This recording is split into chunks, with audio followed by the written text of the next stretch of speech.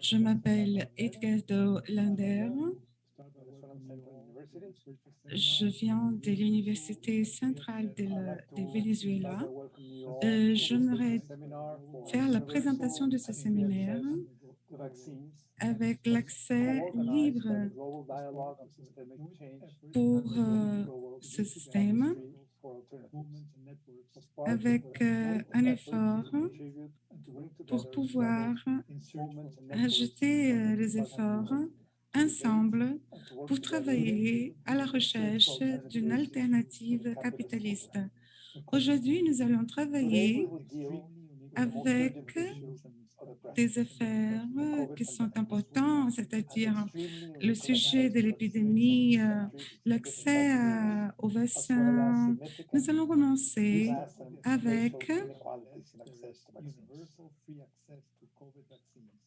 le présupposé qu'il faut absolument l'accès aux vaccins pour surmonter cette épidémie. Et cela requiert la production massive générique des vaccins avec des prix accessibles, ce qui a été bloqué par l'industrie pharmaceutique et les propriétaires et pour les droits intellectuels sur les vaccins et sur toutes les vaccins, bien que dans le gouvernement, dans l'Union européenne et le Japon. Tout cela est seulement le début. Il existe de multiples dimensions qui ne peuvent pas être séparées. Il existe plusieurs groupes qui débattent, qui sont là dans le débat. Il y a deux recherches qui se réalisent et ces différentes initiatives sont là sur notre site. Nous avons à peu près 1 heure et demie pour ce séminaire, ce qui signifie que nous avons des limitations en ce qui concerne le temps. Nous avons des présentations individuelles des participants. Donc, je vais demander aux participants de laisser vos mails sur le site. Nous n'aurons pas l'opportunité pour un débat ouvert. Il y a plus de 100 personnes qui se sont inscrites. Les conférenciers auront 8 à 10 minutes pour leur présentation. Donc, je vous demande que toutes les questions et les réponses soient réalisées à travers le chat pour que les conférenciers puissent répondre à ces questions. Nous sommes très heureux de compter avec 5 experts des 5 différents continents. Ce sont des activistes qui sont vraiment engagés dans cet effort pour la démocratisation de la vaccine du vaccin COVID, pardon. Bulgarie, nous avons la fondatrice Vittorio, qui est le fondateur de la campagne Right to Care, une campagne européenne, une organisation sans fin. Celui qui accueille également une émission de radio de santé au Brésil. Nous avons Jorge Bermudez, qui est un chercheur de Oswaldo Cruz, fondation et une institution qui accompagne le débat sur les vaccins au Brésil et auprès de l'ONT et aussi avec des activistes brésiliens. Nous avons Lina Mendarane l'Inde, qui est la chef des docteurs Médecins sans frontières. Nous avons Ami Kadir du Canada, qui est expert en infectologie, membre également de l'Assemblée représentative au Québec. S'il vous plaît, vous n'avez que choisir votre langue. Et par rapport, elle est là sur le petit globe qui est en bas sur Zoom. Je passe la parole à Fatma Hassan. Merci beaucoup, Edgardo.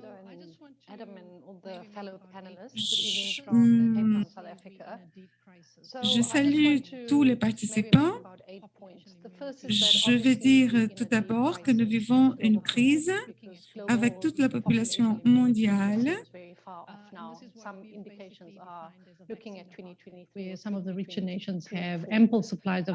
Il y a une prévision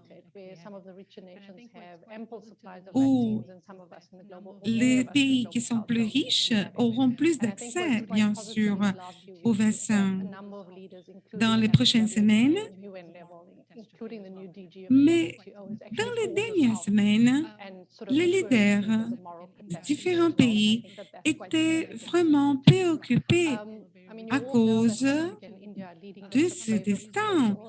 Par exemple, l'Afrique du Sud avait une proposition qui a été bloquée par d'autres pays parce qu'il y a une projection très forte depuis octobre 2020. Donc, l'Afrique du Sud impose une position de Genève pour pouvoir avoir l'accès à la licence des vaccins. Ça sera difficile à cause des gouvernements qui donnent beaucoup, qui rendent beaucoup de droits à d'autres pays, aux pays plus riches. Chez nous, nous sommes en train de travailler avec la gauche, mais en fait, ce que nous faisons, c'est la plupart de ce travail est développé dans la droite.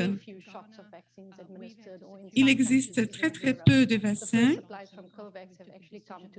Donc, quand on arrive au Ghana, nous nous sommes arrêtés puisque nous avons pris la décision là-bas pour chercher ce vaccin.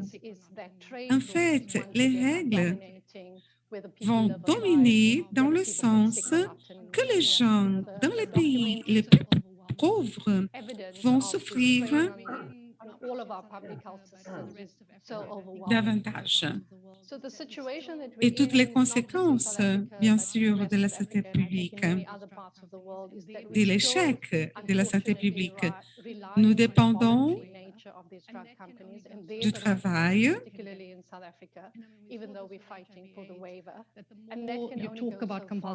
Nous n'avons pas eu de résultats.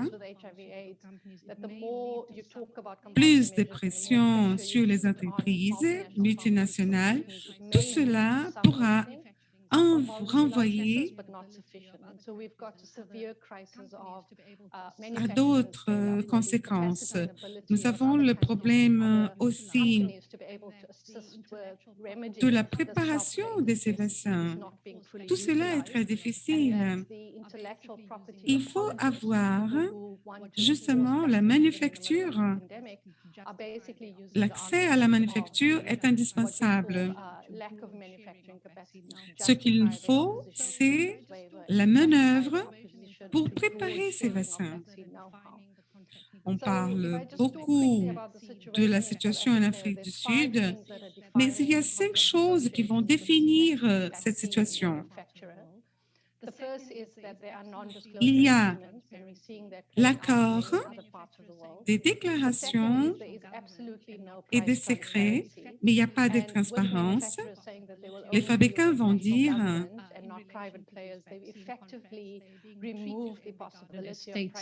qu'il n'y a pas de possibilité de réglementation des prix.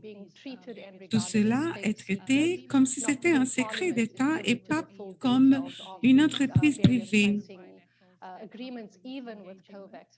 Et encore, le vaccin de COVID a été déjà réalisé avec d'autres partenariats. Dans ces termes de contrat, notre gouvernement, fondamentalement, a été pris des grandes industries pharmaceutiques.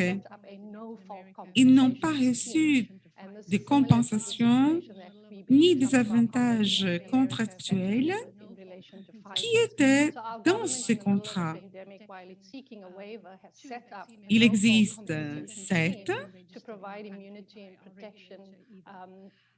en fait, il n'existe pas de préoccupations par rapport aux personnes et les effets secondaires par rapport au vaccin. Il faut augmenter la capacité industrielle. Il y a des entreprises en Afrique du Sud qui ont fabriqué des médicaments pour le malaria, par exemple. Et tout cela est développé à partir des entreprises. Ils n'ont pas envoyé des vaccins à n'importe quelle entreprise. Aucune entreprise a reçu du vaccin.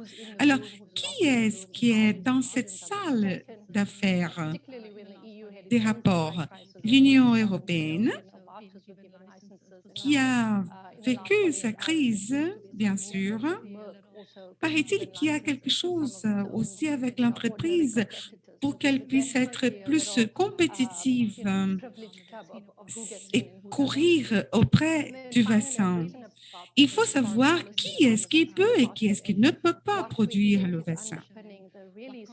Il existe quelque chose qui est très dangereux par rapport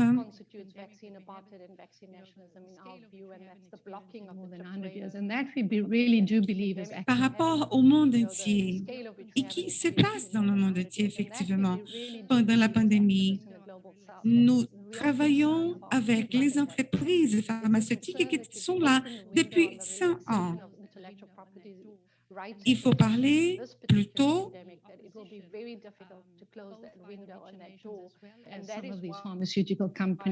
à cet accès. Parler de cet accès par rapport aux entreprises pharmaceutiques. Il existe des entreprises fondamentales qui ne développent pas chez nous des médicaments. Et il faut voir comment sont constituées les réformes volontaires. Et donc, il faut parler que l'initiative des autres pays ont ouvert à d'autres représentants pour que nous puissions lutter. Et de cette façon, ce ne serait pas l'activisme, mais critiquer le gouvernement qui n'ont pas utilisé les mesures nécessaires pour travailler avec la licence. Il existe donc une crise pandémique et il est le temps de faire quelque chose obligatoirement. Merci. Merci de votre présentation. Ce qui nous inquiète à nous tous, justement, c'est ce que vous venez de dire. Je passe la parole à Vittorio. Bonsoir, Vittorio. Ici, c'est déjà tard. Je suis italien, mais je dois parler en anglais. Alors, il y a la traduction. Il n'y a pas de l'italien pour l'autre langue. Si il y a, justement, nous parlons italien également. Ce serait mieux peut-être pour M. Vittorio. C'est dommage qu'il n'ait pas sa langue. Il n'est pas obligé de parler en anglais. Je reviens. Ici, nous avons trois types de vaccins différents. L'Union européenne a décidé à peine cet accord commercial avec chaque entreprise pharmaceutique, seulement un accord pour les autres pays de l'Union européenne. Tous les autres pays devaient respecter cet accord. Et personne ne devrait travailler par sa compte. La réalité est complètement différente. Nous sommes dans une concurrence dans l'Union européenne par rapport aux différents pays. Par exemple, en Allemagne, one example. The situation ils sont complètement hors l'accord du pays. the commercial Maintenant, les autres entreprises ne vont pas respecter ce qu'ils ont promis.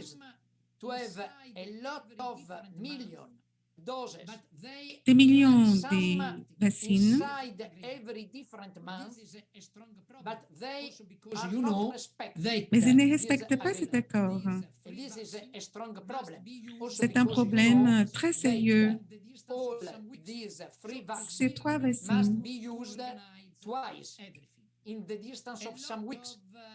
doivent être utilisés avec une différence. organize an European Citizen Initiative.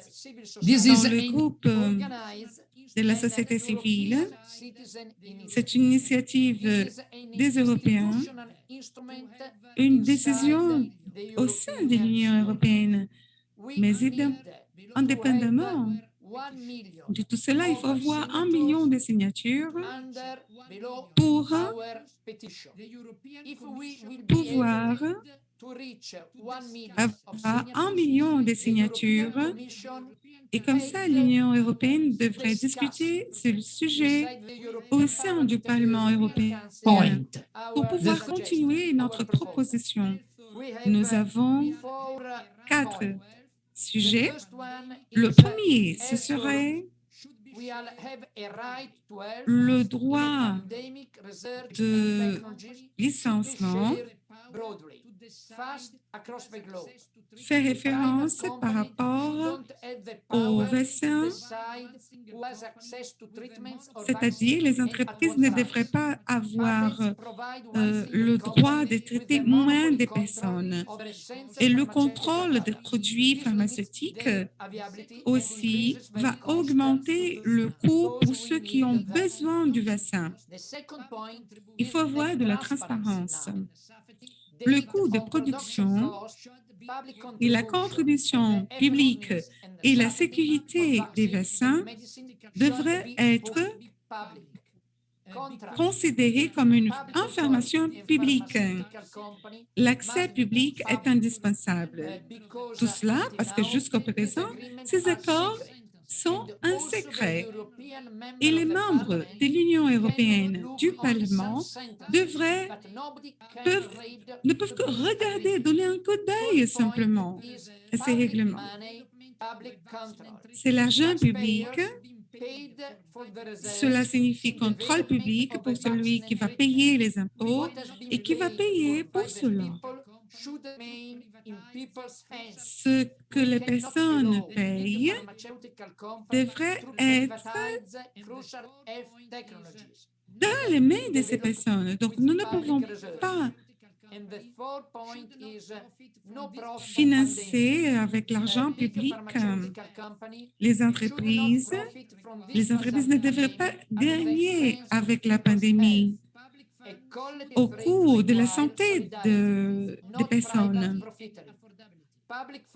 Ils ne devaient pas avoir des gains dans cette situation. Cela pourra être réalisé pour des coûts sans les gains. Il faut avoir appuyé l'urgence, le moratoire des Landes.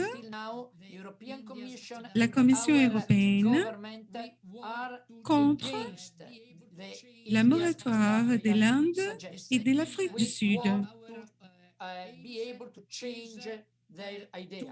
Deuxièmement, le deuxième objectif, c'est que pour avoir des licenciements obligatoires, nous demandons au gouvernement d'utiliser des licenciements obligatoires et nous demandons à l'Union européenne de ne pas retenir ces obligations. Vous savez que l'Union européenne était contraire au licenciement obligatoire. La Commission européenne, il y a quelques années, ont établi cela dans un accord avec l'Union européenne contre l'usage de licenciements obligatoires. Ce sont quelques aspects qui sont importants pour nous. Donc, notre pétition nous demande de ne pas avoir des gains contre la pandémie, avec la pandémie. Nous avons recueilli 1000 signatures, mais il faut arriver à 1 million de signatures. Le gouvernement européen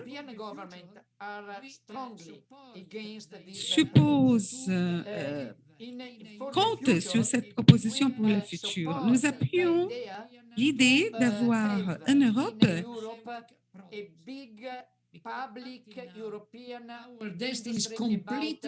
une analyse profonde des produits pharmaceutiques parce que jusqu'au présent, tout cela est dans les mains d'un très, très petit peu de gens. Donc, 2 points par rapport à ce traitement. Donc, tout d'abord, nous avons déjà essayé d'expliquer aux gens qu'il n'existait pas une seule solution dans le monde. Nous ne pouvons pas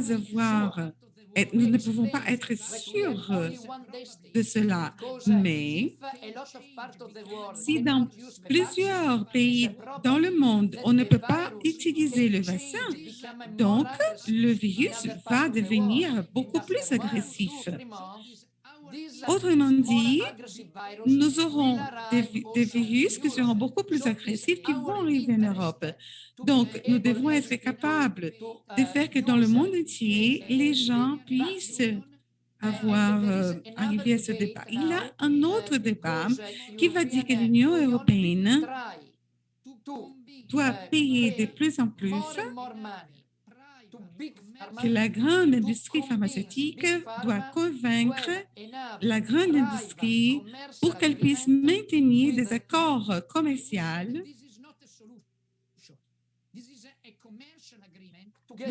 Et tout cela, pour nous, ce n'est pas la solution. C'est une autre façon de penser au gain, surtout à l'industrie privée. C'est complètement l'opposé des licenciements de vaccins publics. Donc, c'est ça. Merci, Victorio. Merci. On va passer à un autre intervenant. Nous passons Georges Bermudez. Et juste pour vous rappeler,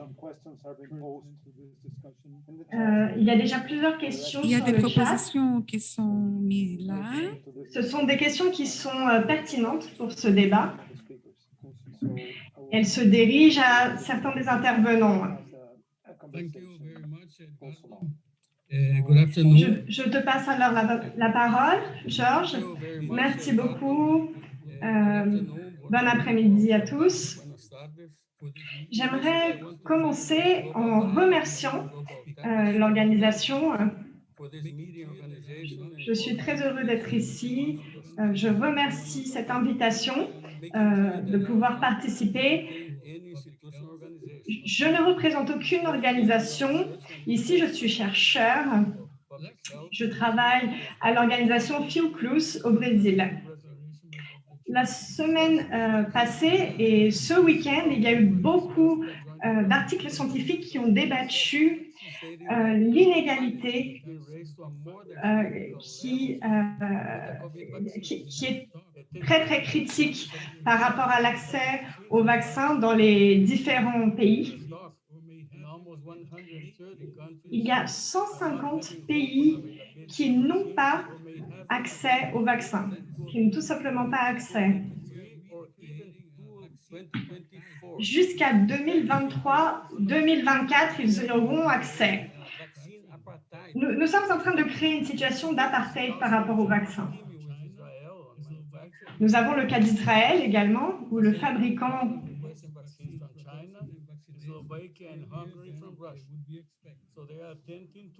ils sont en train d'essayer d'augmenter la production de vaccins en Israël, mais pas la distribution. Depuis le début de la pandémie, nous considérons que les populations vulnérables n'ont pas été priorisées dans la plupart des pays. Les personnes qui n'ont pas d'emploi n'ont pas été considérées. L'accès à la technologie a été bloqué entre les différentes mesures de solidarité et l'exploitation économique et commerciale. Il existe un monopole de la part des entreprises pharmaceutiques et le profit et la proposition d'une distribution inégale, elle est depuis le début de la pandémie un problème. Entre les organisations des Nations Unies et d'autres organisations également, l'accès aux vaccins a été très débattu. COVAX et les installations de COVAX devraient inclure l'accès aux pays pauvres. Pourtant, nous considérons que le mécanisme de contrat juridique obligatoire, il existe, mais la plupart des pays ont décidé de soutenir COVAX aussi pour avoir des accords bilatéraux avec d'autres pays et pouvoir combattre la pandémie. En même temps que les pays riches vont pouvoir vacciner leur population cette année, le groupe des pays les plus pauvres du monde va devoir attendre jusqu'à 2024. Et ça, c'est complètement injuste et c'est un apartheid des vaccins. D'un autre côté, des pays comme le Canada, le Chili ont implanté une réglementation qui va permettre un accès aux technologies et une licence obligatoire pour les labos pharmaceutiques.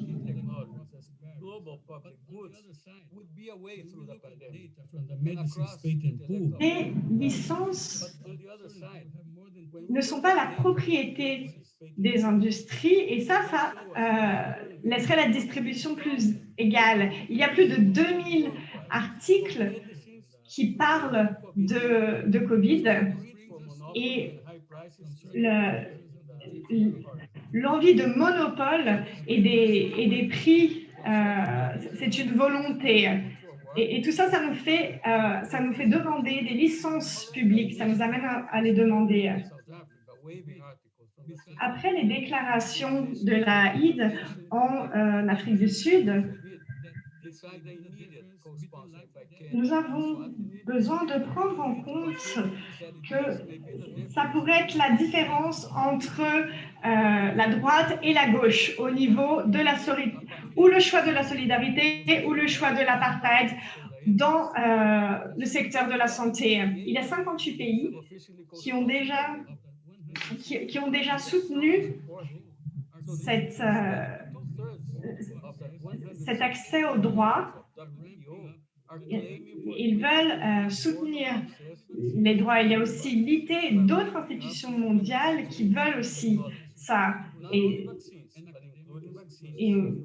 ici s'inclut des associations de la société civile, l'académie et d'autres institutions.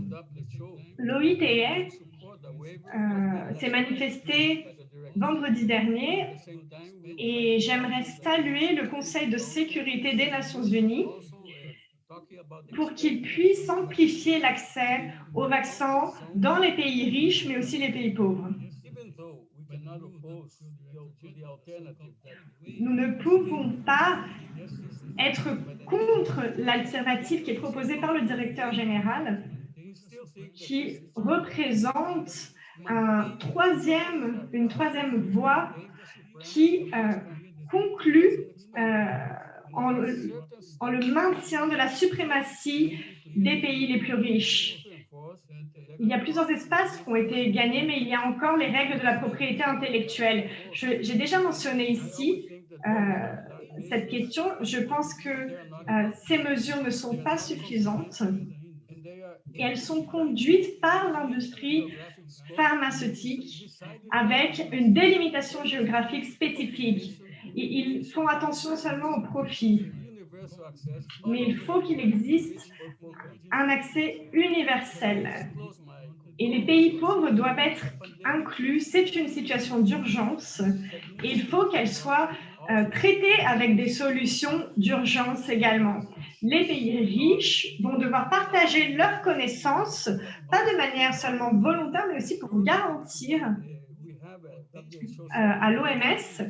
L'OMS a mentionné qu'il existe 31 fabricants dans les pays du tiers-monde qui pourraient fabriquer les vaccins. Donc, on devrait avoir un accès universel et soutenir la production locale, pas seulement dans les pays riches, mais aussi dans les pays émergents. Nous devons soutenir l'accès aux vaccins, à la production des vaccins. Les licences, la propriété intellectuelle sont seulement une voie pour la santé dans notre démocratie. Merci beaucoup, Georges. Vous avez tous respecté le temps pour l'instant et je vous remercie. Maintenant, nous avons notre quatrième intervenant, Lynn. Bonjour. J'aimerais parler de deux choses essentielles qui sont très importantes pour l'accès aux vaccins et aussi à d'autres produits médicaux. Nous voyons qu'en Hollande, par exemple, les produits chimiques dont on a besoin pour produire les vaccins ont peu de distribution et peu d'accès. L'Hollande a décidé de partager cette technologie. Il existe un PP et l'accès sur la situation de la Palestine, par exemple, c'est une situation qui est très difficile.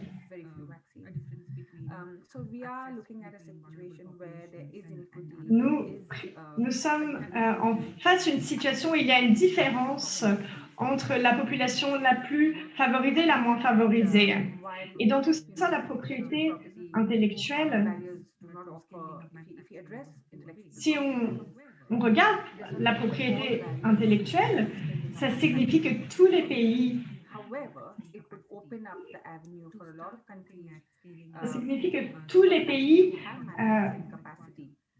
sont ouverts aux entreprises qui manufacturent, qui ont une capacité de manufacture.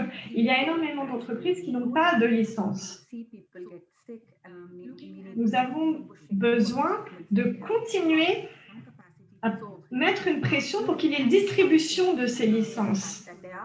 Nous voyons que cette situation existe dans des pays qui ont la capacité de produire des vaccins et ça doit être traité. Il faut qu'il y ait une pression dans ce sens-là. Au passé, nous avons vu que si nous avions réagi dès le début de la pandémie,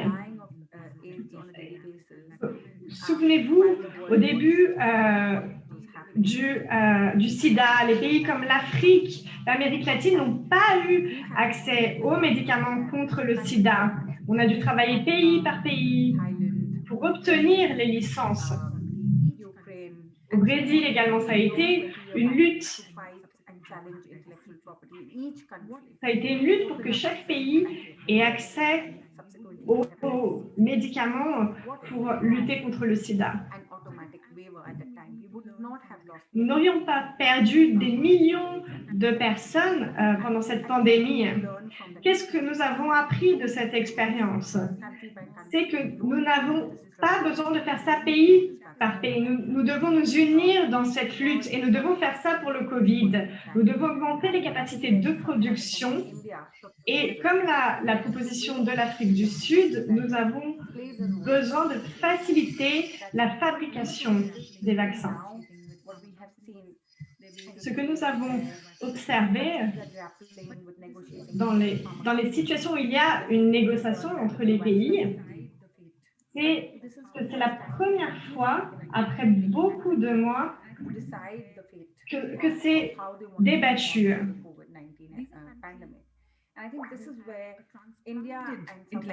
La posture de l'Afrique du Sud et de l'Inde aujourd'hui face à la pandémie et celle d'une critique de la propriété intellectuelle, de la technologie, parce que ceci n'a pas été produit seulement pour ces pays, mais le manque de système et d'une réglementation sur la propriété intellectuelle par rapport aux médicaments a été un grand problème. Parfois, les négociations sont un succès et parfois elles ne le sont pas. En Afrique du Sud, on voit que ce problème est traité et il y a une loi qui a été rédigée, mais elle ne représente pas tous les besoins. C'est une loi qui a été produite par l'Angleterre en Afrique du Sud et aujourd'hui, il y a un système de propriété intellectuelle qui ne peut pas faire face à une épidémie comme celle du Covid-19 ou du sida.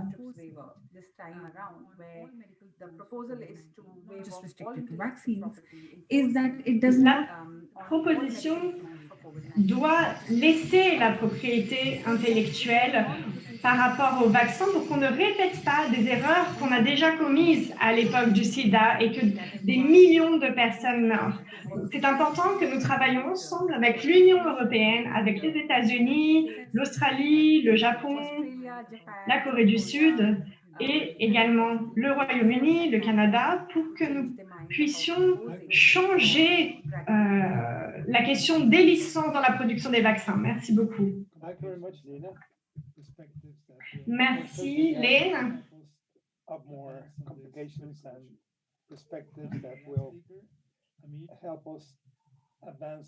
Nous avons besoin d'avancer. Donc, le dernier intervenant aujourd'hui.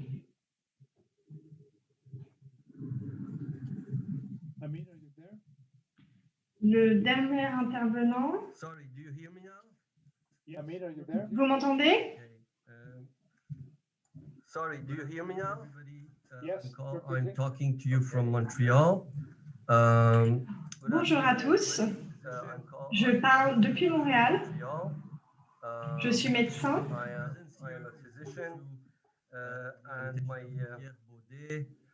Je suis ici suite à l'invitation avec la collaboration de l'Hollande parce que notre expérience, le parti de gauche, ici, nous avons commencé notre présence dans le scénario politique avec la proposition d'une union entre les producteurs de vaccins pour pouvoir vaincre les problèmes qui sont liés au poids qui augmente par rapport au coût des médicaments génériques pour les pays.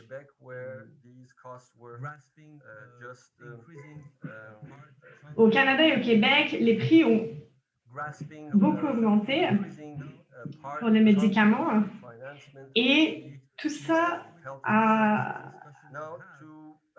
fait du mal au financement de la santé publique par rapport à ce que nous avons ici. Notre problème ici, notre proposition, c'est de faire un conseil de production pharmaceutique et nous avons eu des obstacles par rapport aux actions qui auraient dû être conduites pour qu'on puisse avoir un accès universel au vaccin. Il y a la croyance qu'au fur et à mesure, nous allions réussir à installer au sein de l'opinion publique l'idée que nous avons la capacité pour développer des vaccins et des médicaments ici. Ici, nous pensons qu'il faut retourner à la racine qu'on a utilisée pour notre proposition.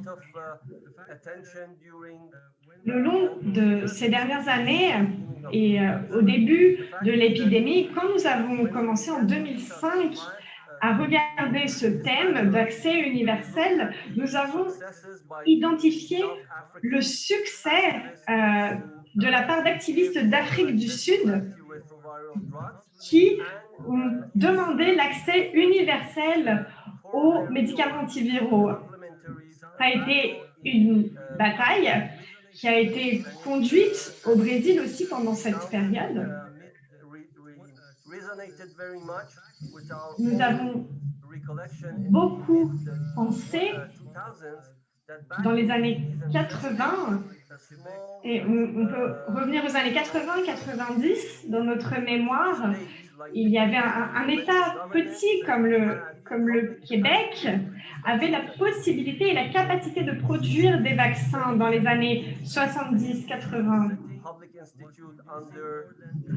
Et publiquement, on a demandé que les universités produisent les vaccins.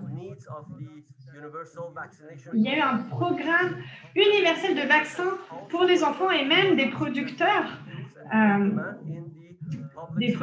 biologiques qui ont été utilisés, des labos publics dans les années 80. Il y a eu une privatisation de ces droits et il y a beaucoup de développements médicaux et pharmaceutiques qui ont été privatisés à cette période. Par exemple, un test PCR a été privatisé et délocalisé. Ils ont commencé à être produits dans d'autres endroits du monde.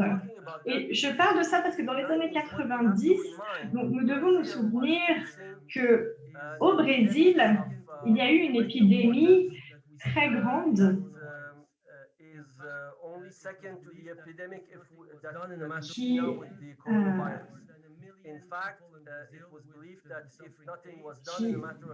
c'était une très grande épidémie et nous avons identifié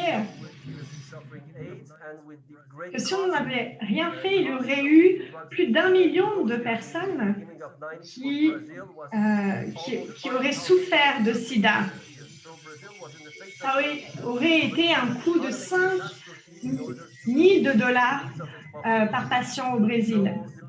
Donc, on a dû chercher des solutions et le gouvernement brésilien, avec ce désastre qui s'est passé, de l'épidémie de sida, a décidé de fournir et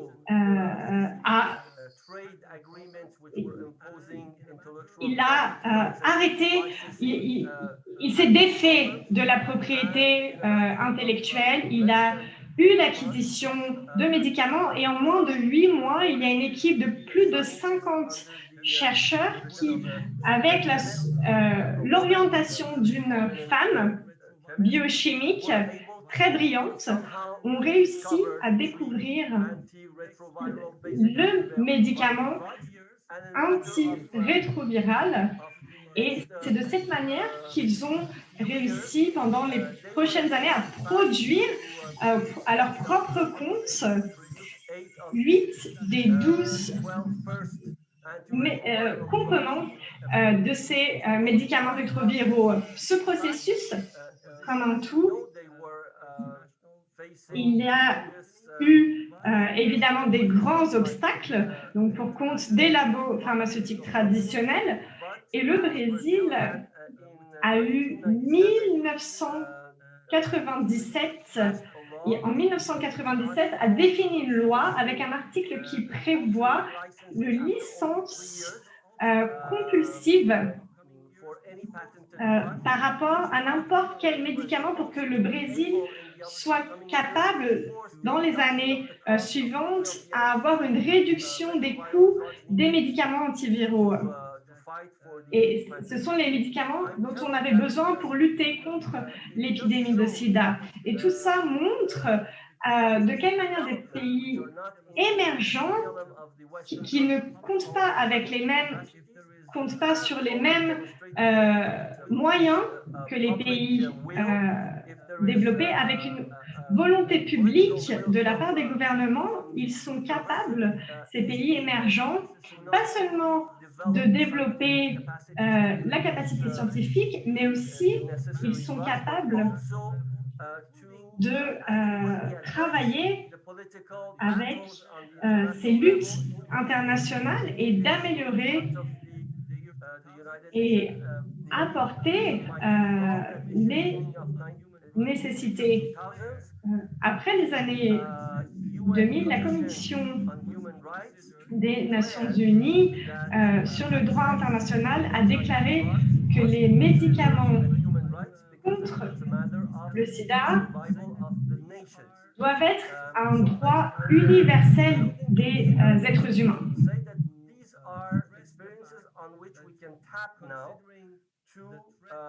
The health threat of the COVID pandemic. Si on prend en compte la menace de la santé du Covid-19, il faut qu'on définisse dans nos demandes politiques l'accès aux vaccins qui doivent être considérés un droit humain, de la même manière qu'on a fait avec les antiviraux qui, à cause d'épidémies qui tuaient beaucoup de personnes, comme le Covid-19. Nous avons besoin de lier toutes ces questions. La plupart des pays développés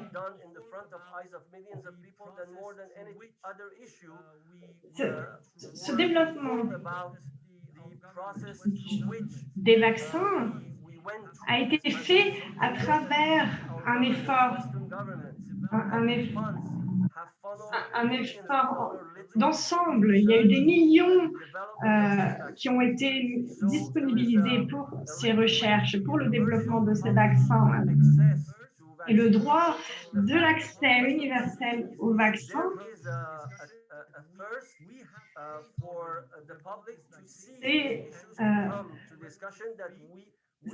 c'est un droit public. Il y a déjà eu le financement pour que les vaccins soient produits.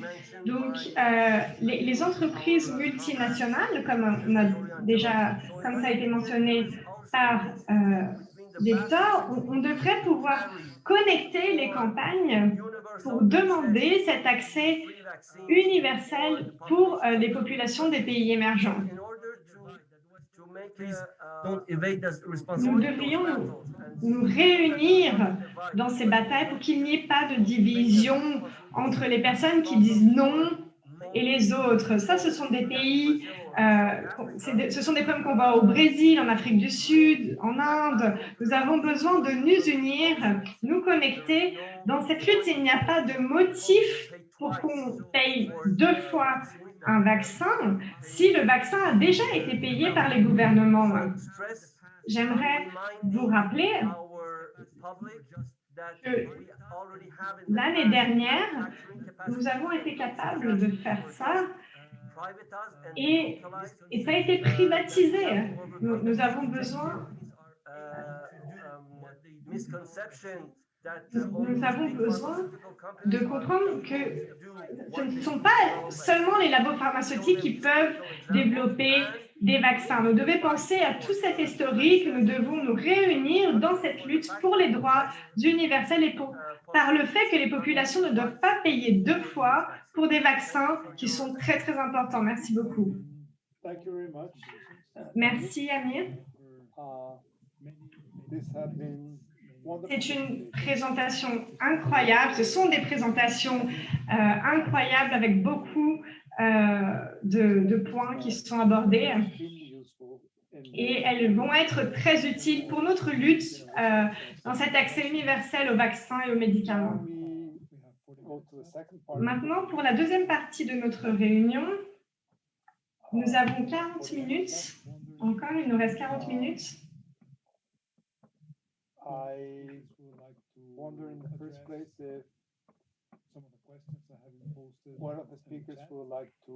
Je voudrais savoir si les intervenants qui ont parlé, s'il y a des réponses pour les questions qui ont été formulées sur le chat.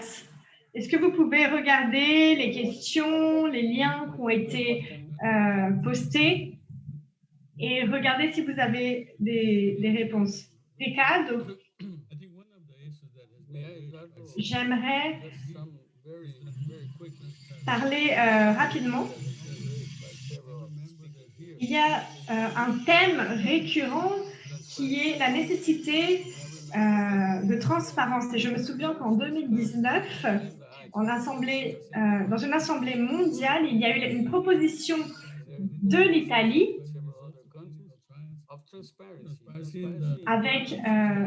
avec d'autres pays. La transparence et la nécessité de transparence est une question qui est très importante maintenant. Il y a un prix dans un pays, un autre prix dans un autre pays, mais la majorité des vaccins ont reçu des fonds et elles ont eu beaucoup de ressources, donc elles devraient être disponibilisées sans un coût additionnel. Il y a déjà eu l'argent versé pour le développement. Donc, il ne devrait pas être possible de faire profit avec ces vaccins. Aux États-Unis, il y a eu des fonds pour la fabrication de ces vaccins dans les États-Unis et dans d'autres pays également. Les fabricants des vaccins devraient partager ces connaissances. Ils ne devraient pas être contre la libération des licences. Et c'est une question de justice. S'ils veulent faire ce vaccin universel, il ne devrait pas y avoir de profit. La transparence, c'est un point clé dans la vérification de l'absence de profit par rapport à cette pandémie. Merci, Georges. Augusta, j'aimerais ajouter un point important, c'est le fait que les accords pour les vaccins et les prix des vaccins ne sont pas égales et ne sont pas accessibles pour beaucoup de personnes. Je pense que nous avons déjà parlé de la transparence et comment elle pourrait aider à travailler avec le droit à l'information. Parce que ce type de connaissances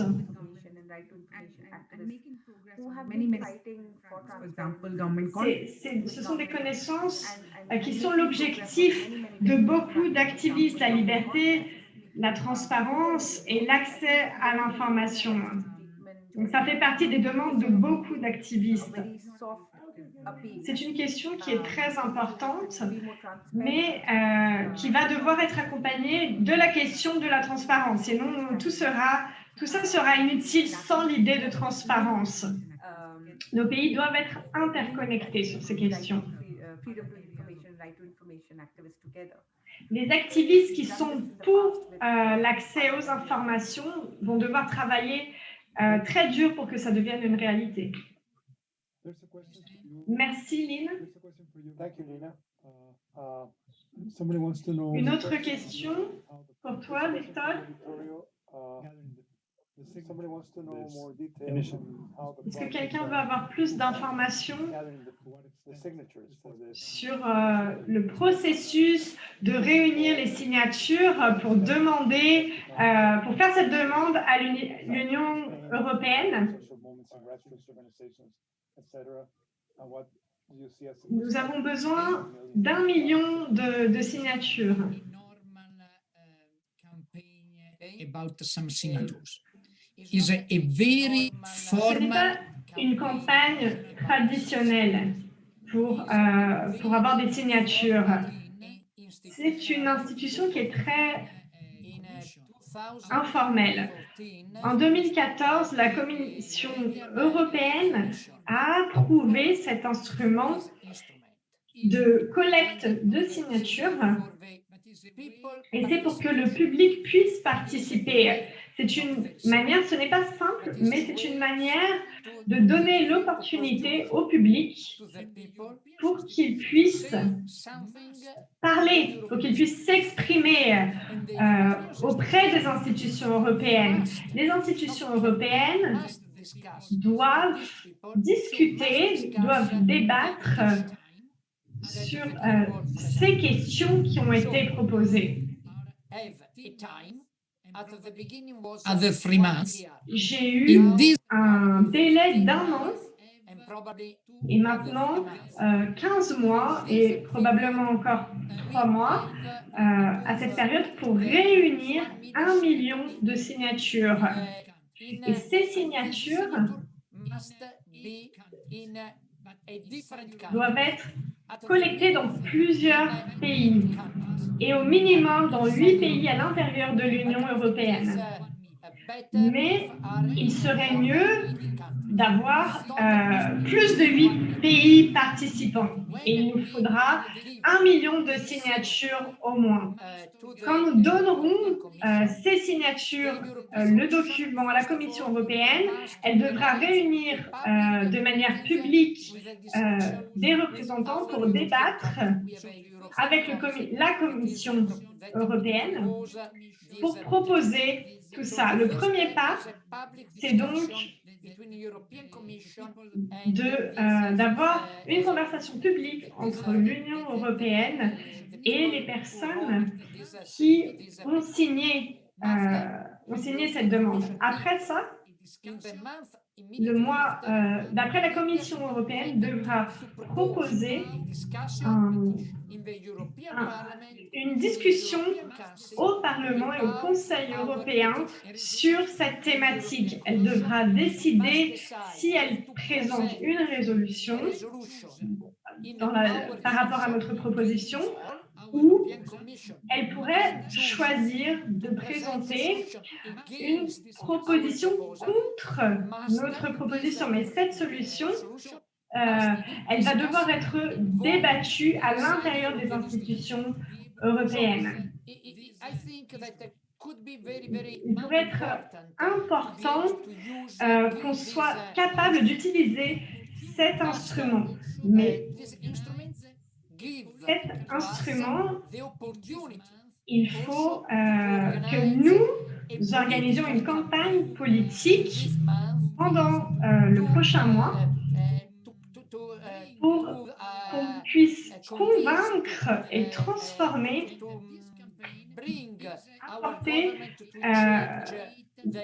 convaincre nos gouvernements et qu'ils ne changent pas d'idée. Cette campagne sera un débat public à la télé, dans les journaux. En Italie, nous aurons un comité national qui va soutenir cette campagne.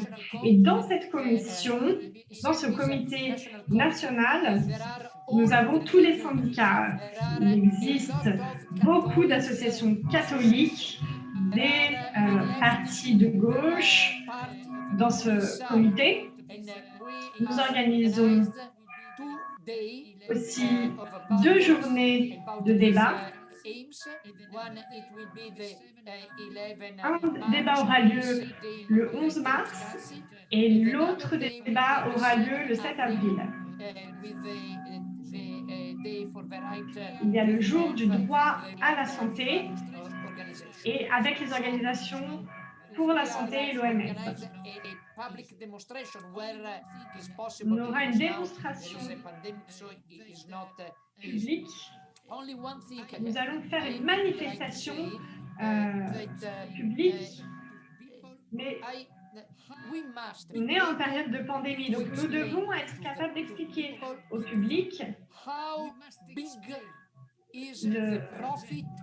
la quantité de profit qui est fait par les labos pharmaceutiques. Il faut que ça soit très clair.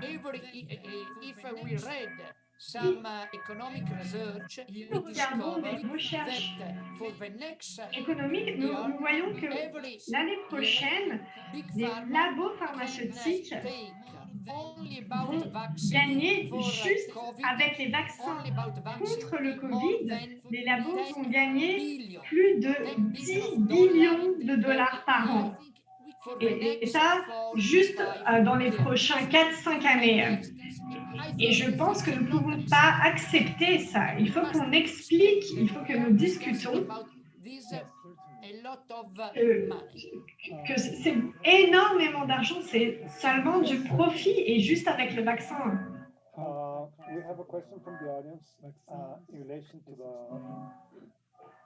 how the high cost of vaccines is explained. Is this because of big pharma?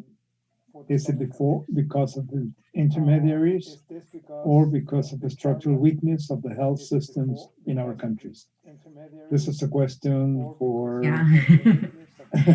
Happy to answer. Quelle est la raison des échos si chers? Je pense. I think it's a combination of factors that we have to look at. Est-ce que nous pouvons continuer?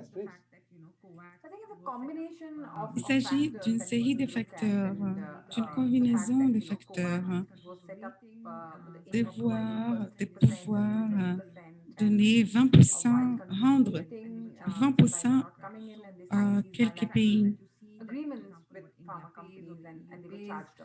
Des fois, les prix que vous voyez dépendent des différents pays. Ils sont différents. Y inclut dans les pays plus riches. C'est dû au fait qu'il existe des pays où Big Pharma, c'est-à-dire les grandes industries pharmaceutiques, peuvent payer. C'est le système de marché. Ce que nous voyons, c'est que les pays qui ont demandé dans ces pays, et cela a à voir avec le prix qui est pratiqué, l'accès à ceux qui ont besoin de tout cela, de savoir comment ça se passe pour les campagnes.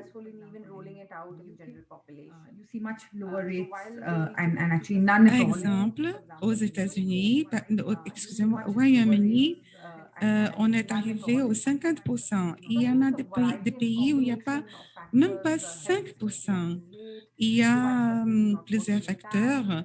Je travaille avec COVAX et je travaille avec ça dans d'autres pays. Ce sont des éléments différents pour ces différents. D'autres questions par rapport à la différence. Qu'est-ce qui fait la Russie et la Chine?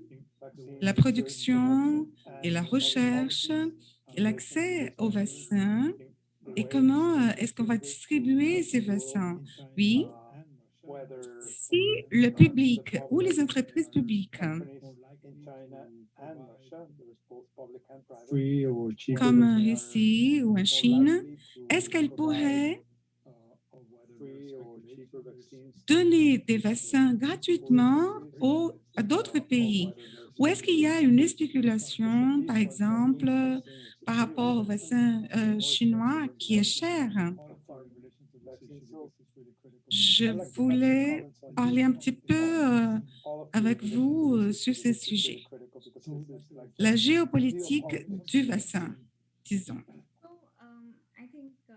Qui est-ce que veut parler sur cela? Moi, je pense qu'il s'agit d'une erreur, c'est-à-dire ignorer du point de vue de la technologie, parce qu'ils ont la capacité, la Russie et la Chine, ils ont la capacité de fabriquer ce vaccin. Je ne sais pas d'autres pays. Je ne sais pas si d'autres pays ont cette possibilité, mais s'il existe un article très intéressant écrit doubt there's a need to talk about the issues qui parle de forums pour arriver à la conclusion qu'il y a des sujets à au vaccin russe ou chinois. Il y a des pays qui vont traiter sur cela, mais je voulais dire que le sujet fondamental, c'est que les données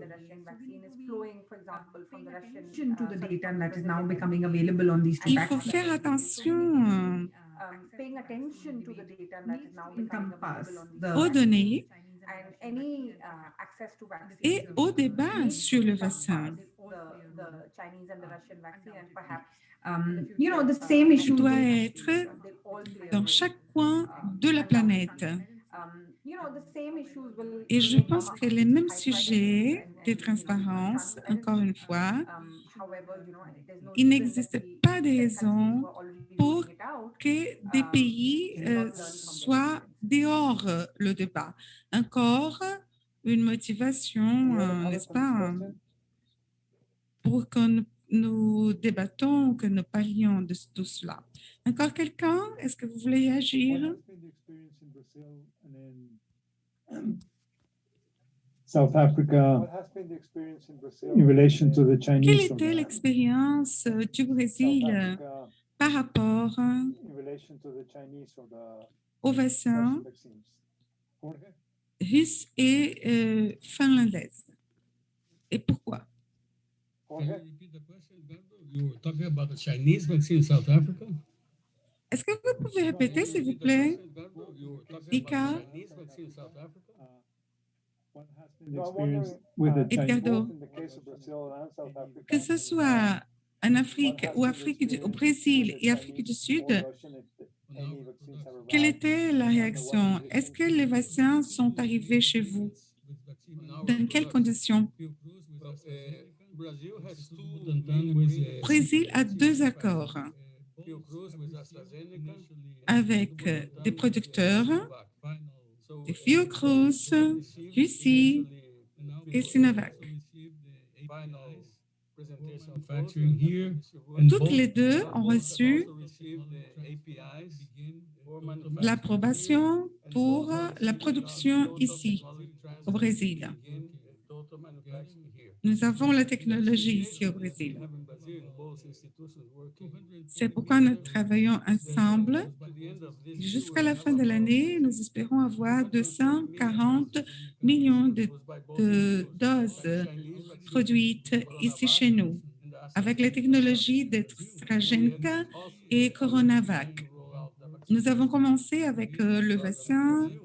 Nous avons commencé à programmer avec les travailleurs en santé, avec les gens, les âgés, les personnes âgées. Nous travaillons avec les gens de 80 à 85 ans. Et c'est comme ça, nous passons à d'autres groupes prioritaires. En même temps, il est sûr que nous augmentons notre capacité de diagnostic pour travailler avec le gouvernement et dans le gouvernement, parce que le gouvernement brésilien a nié qu'il y avait une crise COVID, mais les institutions ont réussi à surmonter tout cela et ils ont pu fabriquer leur propre vaccin. Il y a un accord qui est réalisé avec les entreprises privées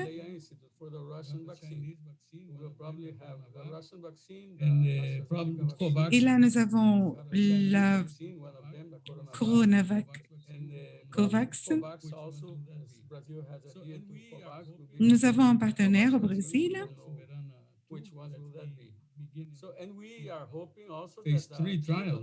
Nous avons également le vaccin de Cube qui est à l'estage 3 d'approbation et qui sera renvoyé aux pays de l'Amérique latine.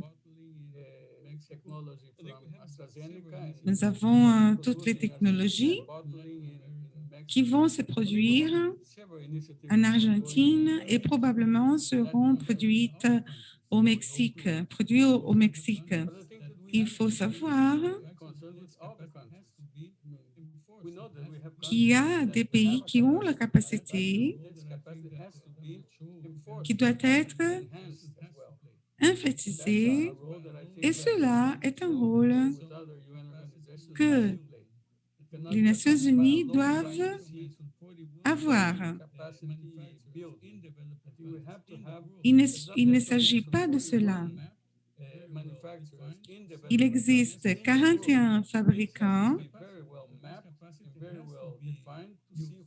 Nous avons besoin de ce qui est nécessaire pour appuyer la capacité de production. Il faut discuter la libération de l'accès aux composants du vaccin, la façon de fabriquer, la technologie pour le vaccin.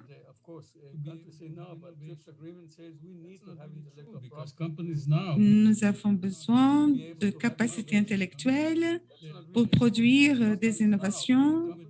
Cela est vrai parce que nous achetons d'autres pays et nous ne pouvons pas avoir le droit de production. C'est-à-dire, une entreprise ne pourra pas vendre ce droit. On ne peut pas. Cela ne va pas bien. Excusez-moi, c'est un peu difficile. Le droit intellectuel ne devrait pas servir à cela. Quelques pays devraient être flexibles et cela doit être adéquat pour que chaque pays puisse produire selon leur capacité. Mais il faut voir le droit de chaque pays à fabriquer son propre vaccin. Le secrétaire général d'ONU a travaillé sur le droit de la médecine chez ONU. Le gouvernement et le secteur privé doivent s'en livrer des pratiques ou stratégiques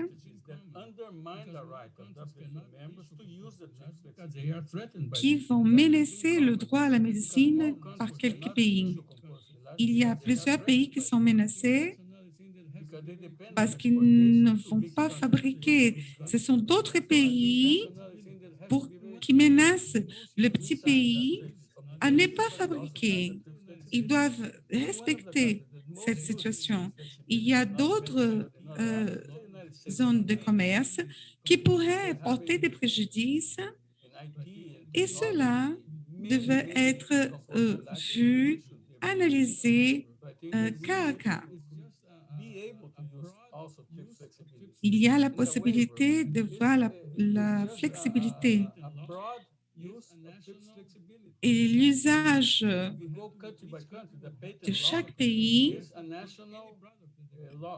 devait être analysé pour que chaque pays puisse émettre une licence et cela devait être l'idéal. Ça devait être généralisé. L'obligation de chaque pays dans la défense de leurs droits de pouvoir vendre tout cela. J'ai dit d'autres choses, hein, mais c'est cette situation globalement. Très bien.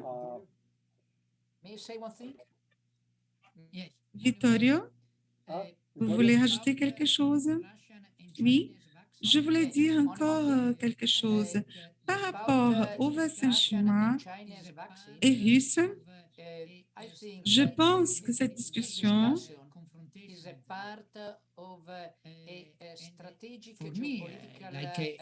appartient à une stratégie des pays d'une manière générale. Pour moi, en tant que médecin et chercheur, il est difficile de comprendre la quantité des nouvelles et identifier les motifs éthiques et politiques parce qu'ils sont complètement les uns dans les autres. Avec la Russie et la Chine, nous ne pouvons pas débattre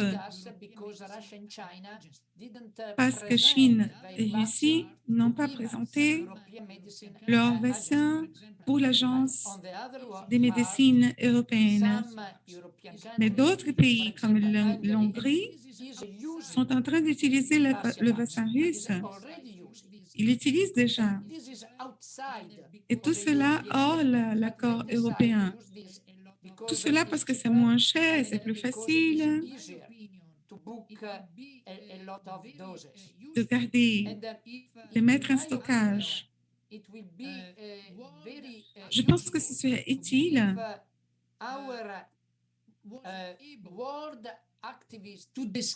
pour notre communauté mondiale. On devrait être capable de débattre ces raisons et expliquer quelles sont les raisons réelles des uns et des autres.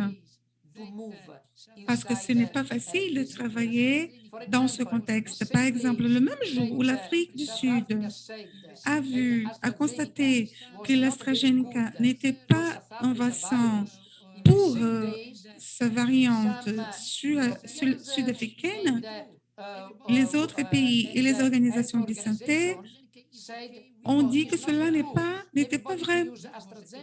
Tout le monde qui a utilisé AstraZeneca a dit que cela marchait. Cela a un fond politique. Ce n'est pas quelque chose qui correspond à la réalité. Nous avons tout un rôle important dans la communauté d'activistes mondiales. Une question par rapport au Canada. Il existe plusieurs informations entre le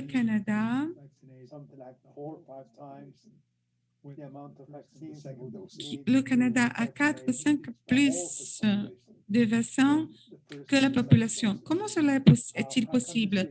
Est-ce que vous pourriez expliquer cela? Qu'ils ont plus de vaccins que de populations.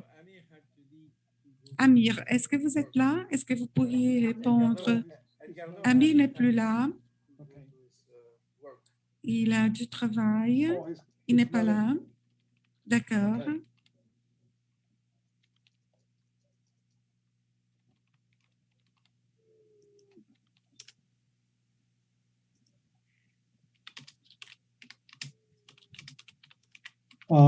Well, there's one general question and then ask you for some closing comments from each. Il y a une question.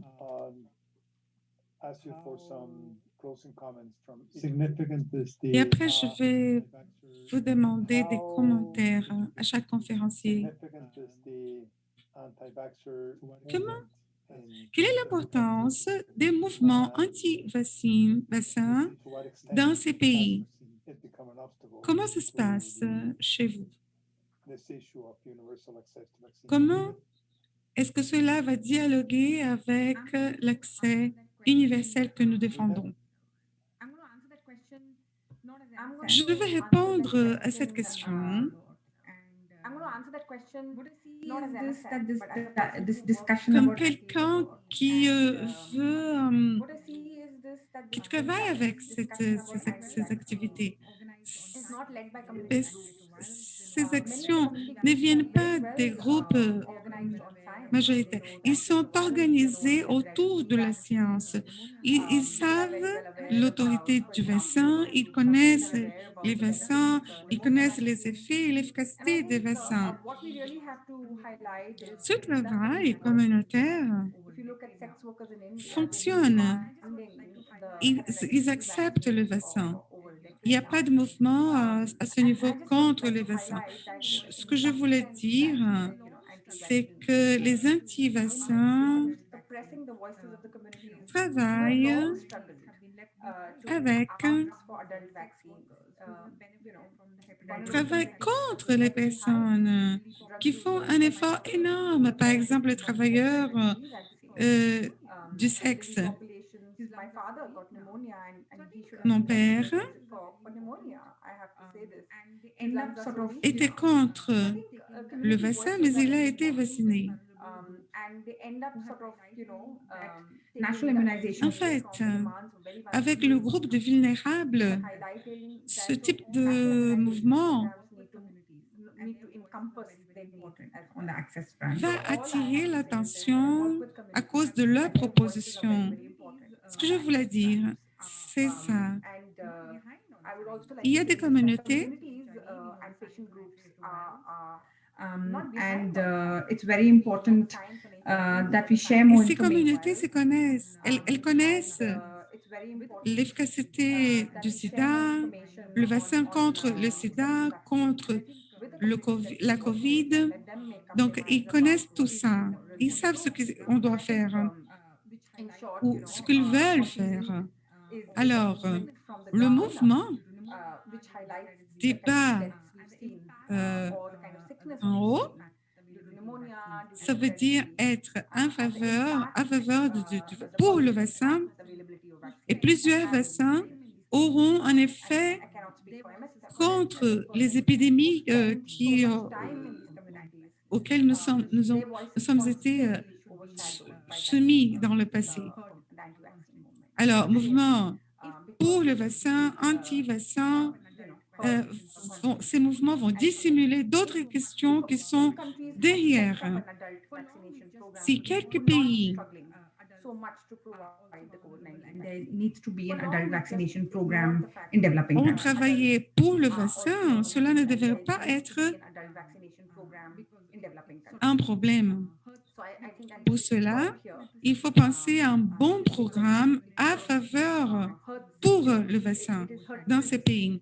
C'est difficile de trouver des communautés vulnérables qui puissent demander le vaccin. Et c'est difficile de voir de mouvements anti ou pour dans ces communautés. Je vais prendre des notes.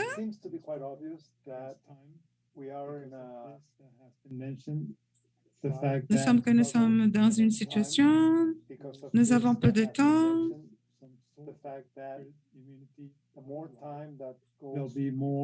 Nous avons peu de temps.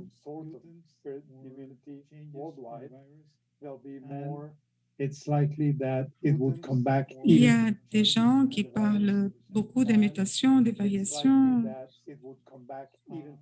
et cela va contre les campagnes de vaccination. Il est facile de comprendre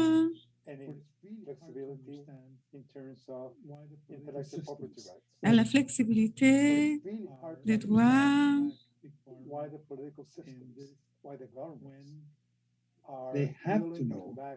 et pourquoi est-ce que les gouvernements vont appuyer l'industrie pharmaceutique?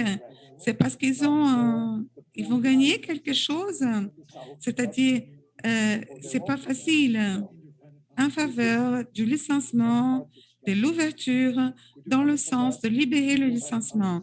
Donc, je voulais dire faites des commentaires dans vos observations finales.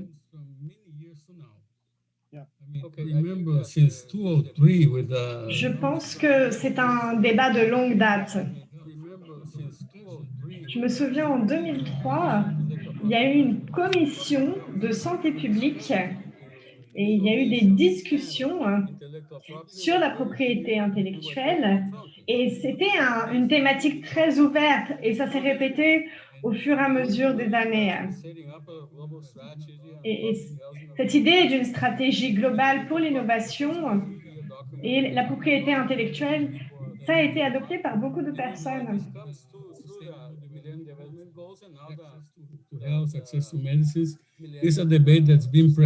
Et ça fait partie des objectifs de développement durable des Nations Unies.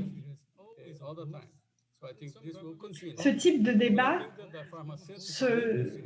était présent jusqu'aujourd'hui, mais l'industrie pharmaceutique a toujours été contre la discussion sur la propriété intellectuelle. Ça a toujours été le cas. À mesure que les institutions de santé publique ont demandé ce dialogue, elles veulent maintenir ce monopole. Les labos pharmaceutiques veulent ce monopole parce que ce vaccin, ce n'est pas juste une dose. Dans peut-être 2 ou 3 années, il va falloir répéter une dose. La grippe, par exemple, on est vacciné et les fabricants ont laissé ce vaccin disponible parce qu'il y a beaucoup de personnes qui ont été vaccinées et beaucoup de vaccins ont été faits bien après les campagnes de vaccination. Alors, le profit va s'étendre au long des années. Donc, on va continuer à dépendre des labos pharmaceutiques. Et c'est ça. Nous vivons dans un monde capitaliste, avec un modèle capitaliste, et nous devons amener ça à une approche de santé comme un droit pour tous, un droit universel, les licences, la technologie, et là, il y aura un changement.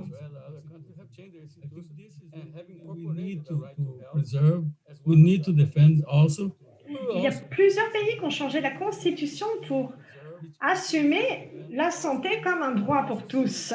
Donc, il y a différentes manières de traiter ce sujet. On essaye d'arriver à un consensus et on avance sur certains points.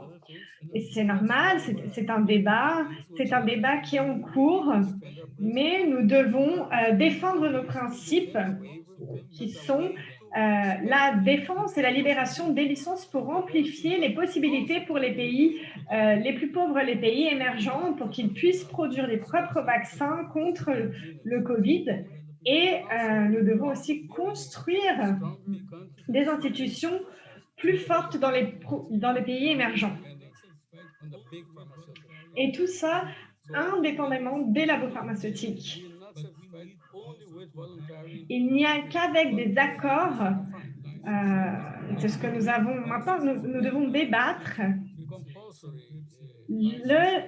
la licence obligatoire et on va devoir laisser certains articles du TRIPS. Et il y a beaucoup de pays.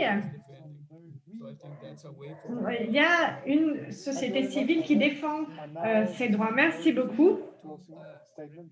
Maintenant, des observations très brèves, parce que nous sommes en train de dépasser le temps. Je voudrais rappeler que Vic Farman,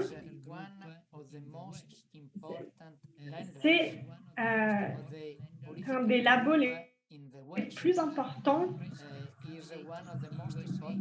et un des prestataires. Ils font des emprunts qui sont très, très importants. Il y a eu des campagnes aux États-Unis qui sont financées par eux. J'ai été membre, il y a un membre au Parlement européen qui nous a rappelé qu'à chaque fois que nous avons une discussion sur certaines thématiques politiques par rapport aux médicaments, il y a toujours un lobby dans le Parlement européen avec beaucoup de messages, avec l'apartheid. Et l'idée, c'était de convaincre pour que ceux qui étaient contre l'industrie pharmaceutique changent d'opinion. Donc, il y a une relation qui est très forte entre le Big Pharma et beaucoup d'acteurs politiques et de groupes politiques. Par exemple, en Italie, il y a certains politiques très importants qui, quand ils concluent leur carrière politique, ils deviennent des conseillers, ils entrent dans un conseil directeur de ce genre de labo pharmaceutique. Donc, on parle d'un problème politique, c'est juste un problème politique. Et je pense que ça sera un des obstacles les plus importants pour qu'on puisse faire face à cette question pendant les prochaines années. Ce n'est pas l'un des obstacles, mais c'est peut-être l'obstacle le plus important, la relation entre la politique et les intérêts de l'industrie pharmaceutique. Donc, les dernières paroles de Lynn.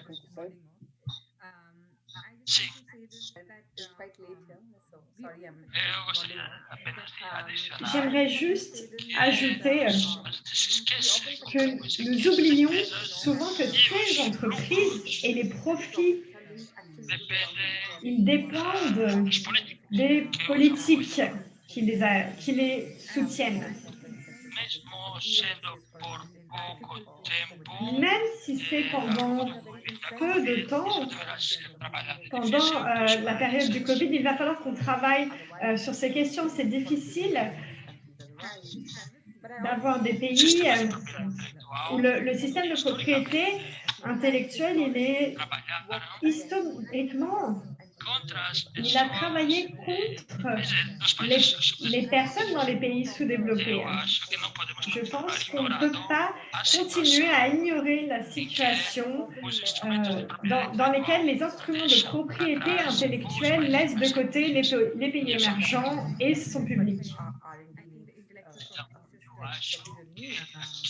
Je pense qu'ici, le système de propriété intellectuelle, il a été créé pour le bien social, mais il a complètement perdu son objectif et il est devenu un système abusif.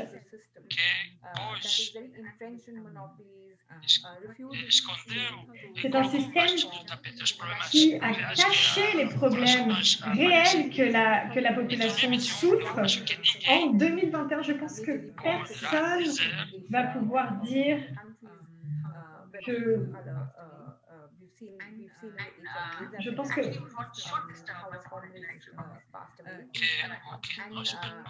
ce qui nous perturbe, c'est le manque de débat sur ces thématiques, sur ce que le système de propriété intellectuelle il fait contre les minorités, contre les personnes de couleur. Nous avons besoin de créer un système intelligent, plus transparent, un système qui soit plus transparent dans ses effets. Et comme Médecins sans frontières,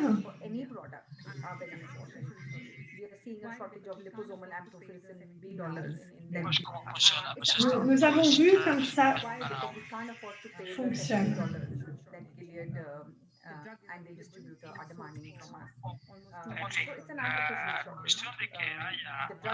La question qu'il y a un manque de production, une lacune, c'est clair.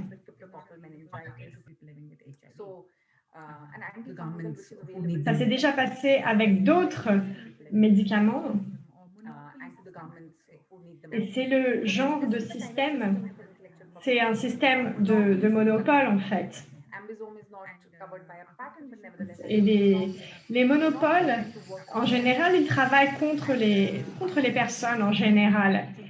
Et les commissions, elles commencent à travailler pour que tout ça, ça change, pour que cette situation change. Merci. Merci, Lynn.